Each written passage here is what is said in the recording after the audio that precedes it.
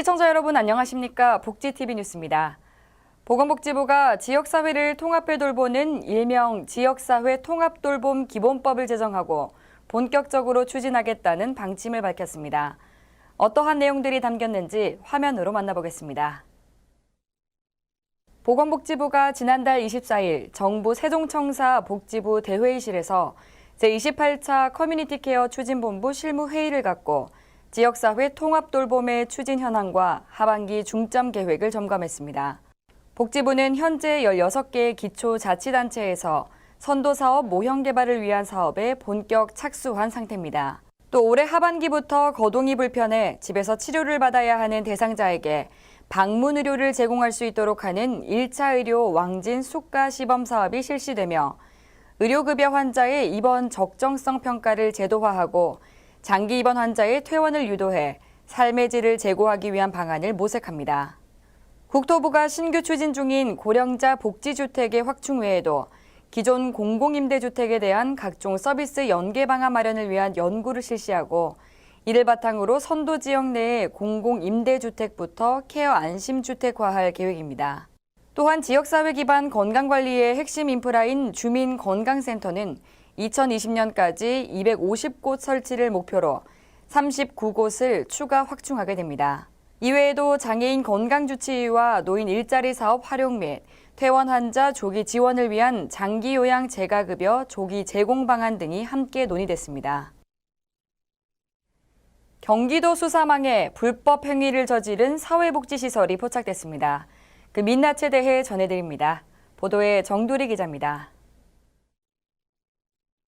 대형 관광버스가 줄지어 섭니다. 그러더니 버스에서 내린 사람들이 커다란 짐가방을 들고는 건물 안으로 하나둘 들어갑니다. 방마다 객실 호수가 적혀 있고 안으로 들어가 보면 퇴실 시간 등을 친절히 적어놓은 안내문이 떡하니 놓여 있습니다. 보기엔 영락없이 여행객들이 묵는 호텔 시설. 그런데 알고 보니 사회복지시설인 이른바 실버타운을 호텔 숙박시설로 불법 영업하고 있는 겁니다. 수사 결과 심지어 불법으로 이곳에서 벌어들인 수익은 이 사회복지법인 전현직 대표이사 등의 주머니로 슬쩍 들어갔습니다.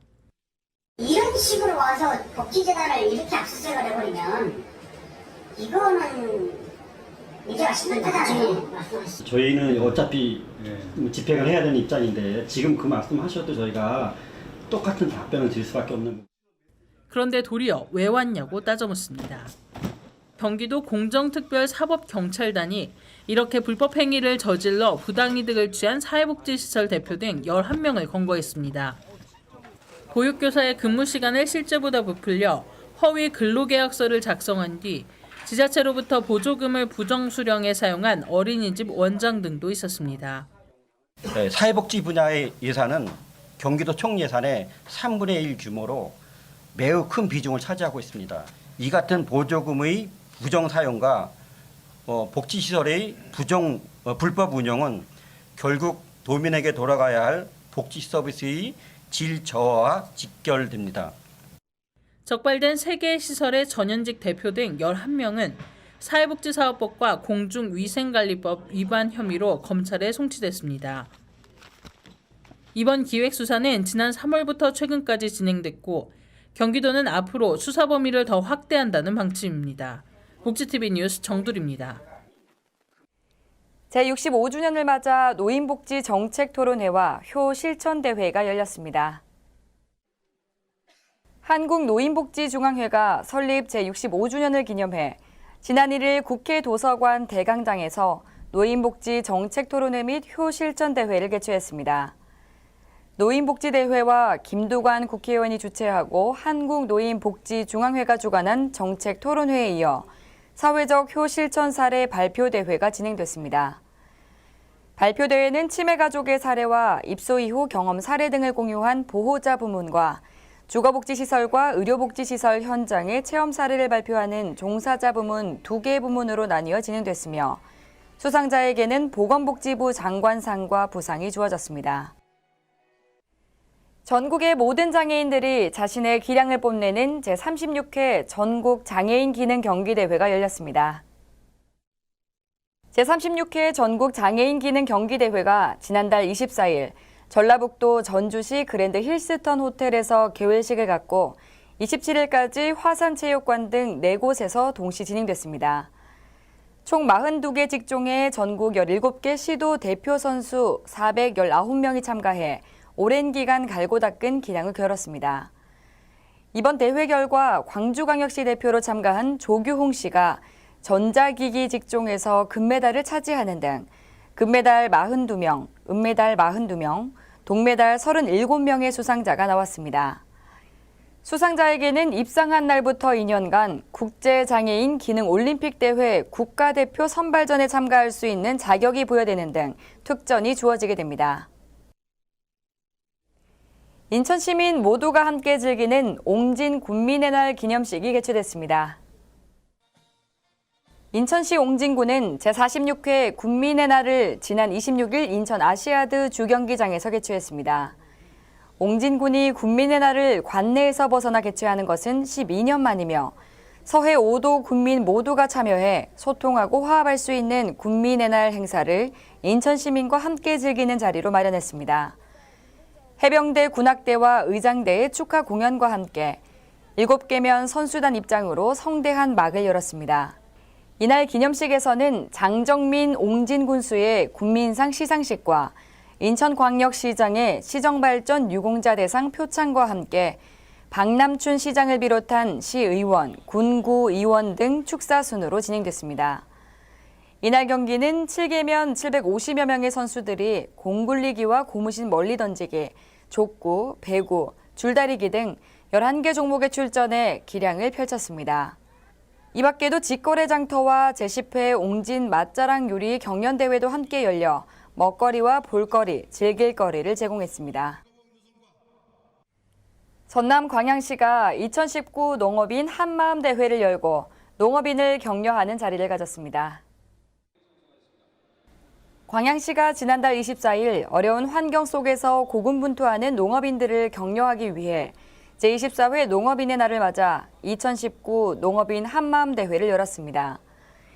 5개 농업인 단체가 공동으로 주관한 이번 행사에서는 농업발전 유공공무원 5명에게 감사패를 전달하고 부대 행사 화합 한마당과 노래자랑 등으로 다채롭게 진행됐습니다. 이 자리에서 정현복 광양시장은 태풍 타파로 인해 피해를 입은 농가의 신속한 복구와 지원이 이루어질 수 있도록 노력하겠다고 말했습니다. 전남 순천에서 음식과 예술이 어우러진 맛있는 축제가 열렸습니다. 순천 푸드앤아트 페스티벌 현장에 이나현 기자가 다녀왔습니다. 순천의 음식과 예술이 만나는 2019 순천 푸드앤아트 페스티벌은 더 만나는 세상 순천이 예술이야를 주제로 지난달 27일부터 29일까지 순천시 중앙로 일원에서 열렸습니다. 올해 4회째를 맞은 푸드앤아트 페스티벌은 순천 한정식을 보급하기 위해 전시, 판매한 순천 한상과 건강 프로그램 총명밥상, 그리고 보다 엄격한 공모 과정으로 음식을 선정해 향상된 음식의 질을 선보이는 등 작년보다 발전된 모습을 보였습니다. 특히 순천 지역의 특산물을 재료로 활용한 향토 음식 발굴과 음식 관광 상품 개발을 위한 전국 음식 경연대회, 그리고 순천 최고의 맛집을 찾는 순천 미식대첩과 세계 10개국의 길거리 음식을 선보인 순천인 월드푸드는 관광객들의 입맛과 시선을 사로잡았습니다. 또 이번 페스티벌은 축제장과 인근 상가에서 거래할 수 있는 축제 전용 상품권을 유통해 관광객들의 방문을 유도하는 등 경제적 효과뿐만 아니라 지역 상인들의 상가 활성화를 위해서도 노력했습니다. 2019 순천 푸드앤아트 페스티벌이 음식과 예술을 접목한 경제 파급 효과와 일자리 창출 성과로도 이어지길 기대해봅니다. 복지TV 뉴스 이나현입니다. 지역을 순회하며 투자 유치 활동을 하는 외국인 투자 카라반 행사가 전남 여수에서 열렸습니다. 어떠한 이야기들이 오갔는지 이나현 기자가 알아봤습니다. 산업통상자원부가 주최하고 한국소재부품투자기관 협의회가 주관한 제7회 호남권 외국인 투자 카라반 행사가 지난 26일 여수 엠브로텔에서 열렸습니다. 카라반은 실크로드의 험난한 사막을 오고 가는 대상을 의미하거나 외국인 투자기업을 비유하는 말로 카라반 행사는 지역에 있는 외국인 투자기업들의 투자 과정의 애로사항을 해결하고 증액 투자를 유도하는 지역 순회 투자 유치 활동입니다.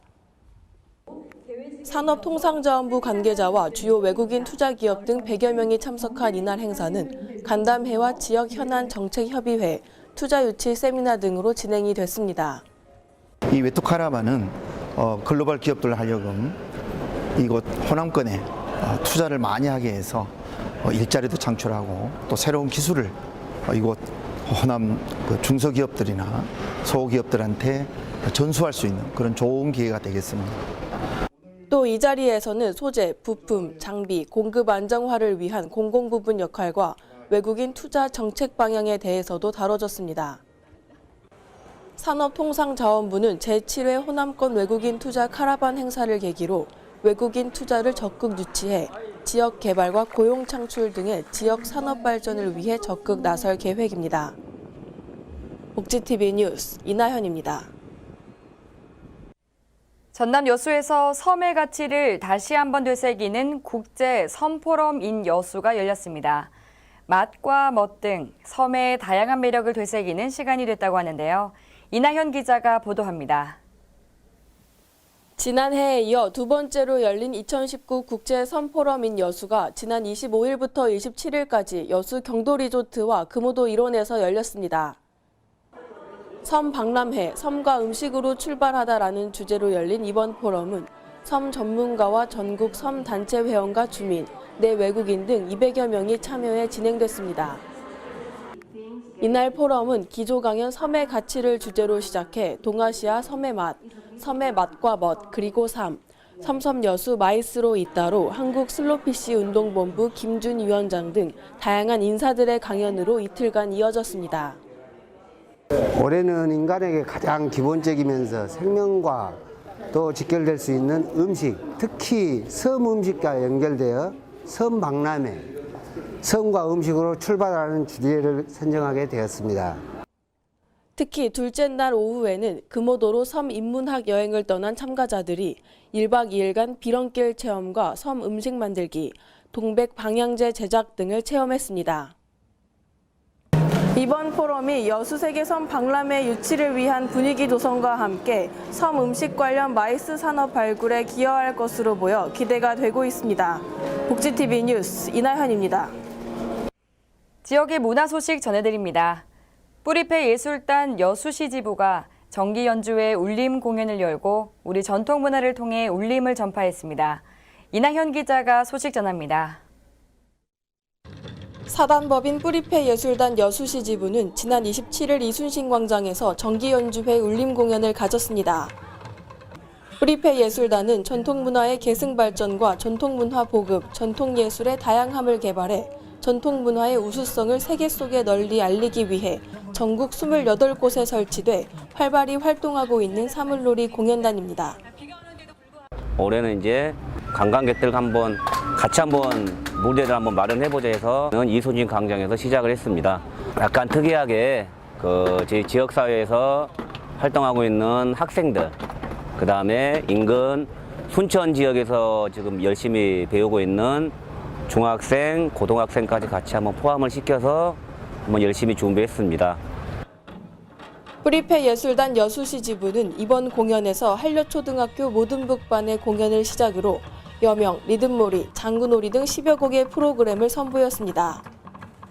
네, 저희들이 이제 어려운 노인들이나 또 이렇게 유아원이나 이런 데 가까운 데 가서 저희들이 봉사하는 활동들이 있어요. 그래서 이제 어려운 이웃들이라든지 해서 노인분들하고 같이 저희들이 흥겹게 또 같이 수업도 하면서 겸사겸사 해서 저희들이 그분들하고 같이 놀아드리는 게 그래도 가장 보람되지 않나 싶은 생각이 듭니다. 사단법인 뿌리페 예술단은 대한민국 고유의 가락과 춤을 많은 사람들이 공감할 수 있도록 리듬과 춤, 음색, 소리, 극적 요소를 가미해 순수 예술의 범주에서 벗어나 대중적인 월드뮤직으로 디자인하고 있습니다. 뿌리페 예술단이 우리의 전통 예술을 세계 문화 속에 당당히 내세워 대한민국을 대표하는 문화 브랜드로 자리매김할 수 있길 기대해 봅니다. 복지TV 뉴스 이나현입니다. 시사 포커스 강석주입니다. 지금 우리 사회의 정치권은 싸움으로 얼룩지고 경제는 파탄의 길로 향하고 그 혼란의 틈을 타서 사회 곳곳에서는 가정폭력과 살인, 소외계층의 자살과 타살 사건, 연예인들과 재벌가 자녀들의 마약 사건과 강한 처벌을 위해 법까지 강화시켰는데도 불구하고 음주운전으로 사람의 목숨을 앗아가는 등 나라가 혼란 속에 빠져들고 있는데도 정치권은 정쟁만 하고 정부는 방관하고 국민들의 불안 해소에는 소극적인 대응으로 비난을 받고 있습니다. 정부의 올해 성장률이 2% 초반대에 그칠 것이라는 연구기관들의 예상을 인용한 뒤 경제협력개발기구 OECD 회원국 중 중간 정도 성적에 해당해 굉장히 빨간불이라고 볼 수 없다고 말하고 있지만 실제 민간 기여가 30%, 정부 기여가 70%인 국가 재정으로 충당한 성장이라고 볼 수밖에 없다고 지적하고 있습니다. 문재인 정부는 출범 전으로 송파 세모녀 사건에 대한 박근혜 정부의 대응을 비판해 왔습니다. 대통령 선거 공약에도 포용적 복지국가라는 말이 담겨 있습니다. 국민 누구나 성별, 지역, 계층, 연령에 상관없이 차별이나 배제받지 않고 인간다운 삶을 보장받으며 함께 잘 살 수 있도록 국가가 국민의 전 생애 주기에 걸쳐 삶을 책임진다는 취지였습니다. 그런데 문재인 정부 출범 이후에도 빈곤층 사망 사건은 지속해서 벌어지고 있습니다. 법의 잣대를 엄격하게 적용시켜 국민들의 불안을 덜어주고 신뢰받는 정치권이 되길 바랍니다. 계속해서 간추린 뉴스 전해드립니다. 너무 많은 선택 항목 때문에 시간도 많이 걸리고 혼란을 줬던 인터넷 주민등록표 등초본 발급 서비스가 클릭 한 번으로 간단해집니다. 행정안전부는 대한민국 정부 포털 정부24에서 이런 내용을 담은 더 간편해진 주민등록표 등초본 발급 신청 서비스를 제공한다고 지난달 26일 밝혔습니다. 먼저 국민이 가장 많이 발급하는 형태를 기본 발급으로 제공해 클릭 한 번만으로 바로 발급이 가능합니다.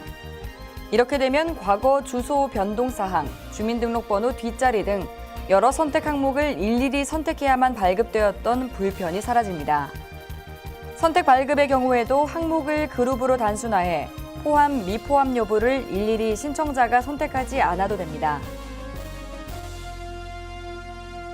보건복지부와 중앙심리부검센터가 자살, 사고 등으로 갑작스러운 사별을 겪은 유족을 위해 사랑하는 사람을 떠나보낸 유족을 위한 도움서를 발간했습니다. 유족 도움서는 유족의 애도 과정뿐만 아니라 유족에게 도움이 되는 전문기관 정보, 유족이 경험할 수 있는 정신건강의 어려움 등 전문적인 정보가 포함됐습니다. 유족 도움서는 유족이 일상생활에서 휴대하며 볼 수 있도록 핸드북 형태로 제작됐으며 자살 유족을 위한 누리집 따뜻한 작별을 통해 신청하거나 중앙심리부검센터로 문의하면 됩니다.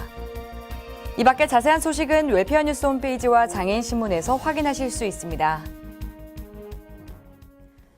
커뮤니티 케어 선도 사업이 16개 시군구로 확대되고 경남과 부산 등 지자체에서 자체 사업을 실시하는 등 비교적 빠른 속도로 확산되고 있는데요. 2026년 초고령 사회로의 진입이 얼마 남지 않은 만큼 지역사회 돌봄 기본법 제정뿐만 아니라 실행이 하루빨리 이루어져 구석구석 돌봄의 손길이 닿을 수 있기를 바랍니다. 이상 복지TV 뉴스를 마칩니다. 시청해주신 여러분 고맙습니다.